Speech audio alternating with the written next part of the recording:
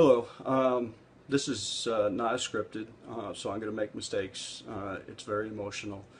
Um, we uh, we have a very beautiful African American daughter that we were very fortunate enough to adopt 11 years ago, and we have we've dealt with a little bit of racism, stares, things like that. That when she calls us mom or dad, but she's never noticed. She didn't notice, and so we just blew it off because it was directed towards us.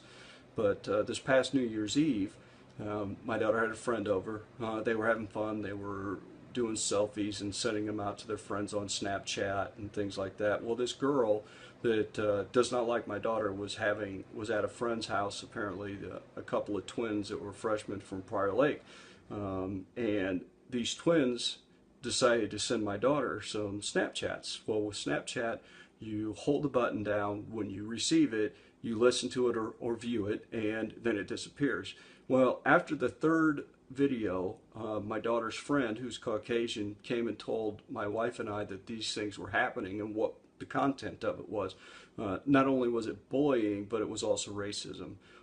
And so when they got the fourth message from these kids, the fourth one, not the first one, the fourth one, my wife and I decided to take out my phone and videotape it as it was happening on the phone.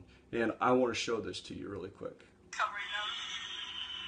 Aaron, can I see your toenails? Wait, you're a slut. You're such a slut. Nigger. You's a fat ass bitch. Yes, you are. So I apologize. You probably couldn't see it very well, but as you can imagine, my wife and I were extremely shocked. I found out who these kids were. I attempted to call the twins' parents, left multiple messages, never got anything back. Went to their house numerous times. Nobody would ever answer the phone, or I'm sorry, answer the door. And so I reached out to the police because a week and a half ago, some of our very good friends, their son committed suicide at the age of 13 because of bullying. And at that point, it just dawned on me, I can't have this hanging over us and my daughter thinking the worst and something could happen. So I went to the police, told the police what happened, gave them the video. They went to the school, talked to the police that are stationed at the school, brought the kids in, talked to the parents, asked if it was okay if I called the parents. I got the cell phone of the father.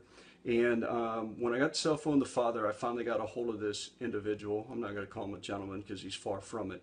And I talked to him, and he told me he didn't understand what was wrong with the video because, one, their kids didn't even know my daughter. And I was like, well, that makes it even double bad. You don't even know my daughter.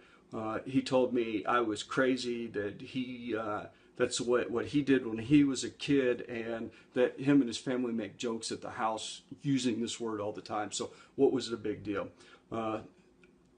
Said a few things to him that I can't repeat over this video. Then hung up on him because I couldn't take it anymore. And so I promptly get this email, or I'm sorry, text, or geez, sorry, I'm upset.